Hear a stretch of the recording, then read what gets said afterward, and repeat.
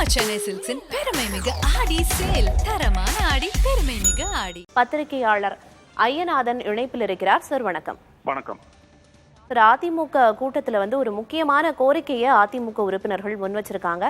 இனி வரக்கூடிய தேர்தல்ல நாம் தமிழர் கட்சியினரோட கூட்டணி வைக்கலாம் அப்படிங்கறதா அந்த யோசனை. இது தொடர்பான உங்களோட கருத்து என்ன? நாம் தமிழர் கட்சியோட அவங்க கூட்டணி தாராளமா வைக்கலாம். நாம் தமிழர் கட்சி ஒத்துக்கிட்டா என்ன ஆகும்? விஜயகாந்தனுடைய தேமுதிக ஆன மாதிரி ஆகும். 2011 தேமுதிக அதிமுகவோட கூட்டணி போட்டுச்சு. அதுக்கப்புறம் தேமுதிக கட்சி இல்லைன்ற அளவுக்கு 2016 கடுமையான தோல்விகளை சந்திச்சு இப்பதான் மறுபடியும் அவங்க எமர்ஜ் ஆகுறாங்க. 12 வருஷத்துக்கு அவங்களுடைய கட்சி ஒண்ணுமில்லாத அளவுக்கு படு மோசமான தோல்விகளை சந்திச்சுட்டு வந்தது. அப்போ நாம் தமிழர் கட்சி இதேதான், ஒரு மாற்று அரசியலை முன்வைத்து தொடங்கப்பட்ட ஒரு கட்சி.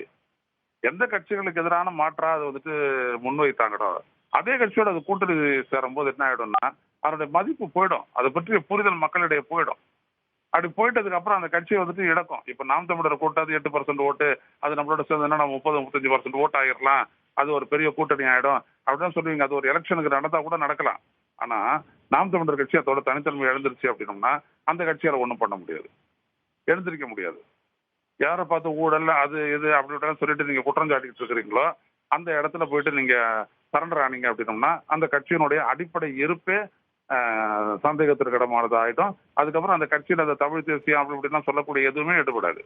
ஒரு தனித்த ஒரு அடையாளமா தனித்த ஒரு என்டிட்டியா அது இருந்து அந்த கட்சி போகும்போதுதான் அதால வெற்றி பெற முடியும், வளர முடியும், வெற்றிக்கு உதவ முடியுமே தவிர அது ஏற்கனவே எதிர்த்து இருக்கிறவங்களோட போயிட்டு கூட்டணி போட்டுச்சு அப்படின்னோம்னா கூட்டணி போடக்கூடிய அந்த பெரிய கட்சிக்கு தான் அது பலமளிக்குமே ஒழிய நாம் தமிழர் கட்சிக்கு அந்த ஒருத்தருக்கு பலமளிக்காது, பயனளிக்கும். நாம் தமிழர் கட்சி கூட்டணி வச்சா அவங்களுக்கு இருக்கிற என்னென்ன மாதிரியான பாதகங்கள்லாம் விளையும் அப்படின்னு குறிப்பிட்டீங்க. ஆனாலும் கூட அதிமுக நாம் தமிழர் கட்சிக்கு ஒரு இணக்கமான சூழல் இருக்கிறதா செய்தியாளர் கூட குறிப்பிட்டாரு.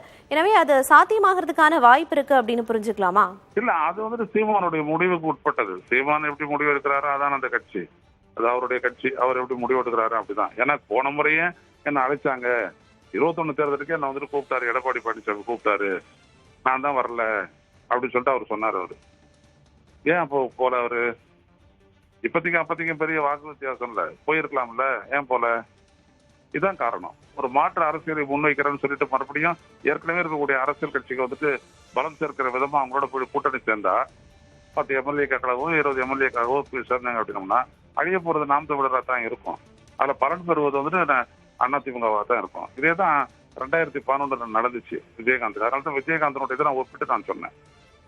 அது மாதிரி மாற்று அரசியலுக்கான ஒரு கட்சியை தொடங்கிட்டு அது இல்லாம கூட்டணி தர்மம் அப்படின்னு கூட்டணிக்கு வந்துட்டாங்கன்னா வேற மாதிரியான கருத்துக்களையும் விமர்சனங்களையும் சந்திக்க நேரிடும் நாம் தமிழர் கட்சி அப்படின்னு குறிப்பிட்டு செல்வாக்கு இழக்க நேரிடும். அதான் நீங்க பார்க்கலாம், செல்வாக்கு இழக்க நேரிடும். மற்றபடி மரியாதை அதெல்லாம் வேற, செல்வாக்கு இழக்க நேரிடும். மக்கள்கிட்ட கூட செல்வாக்கு போயிடும்.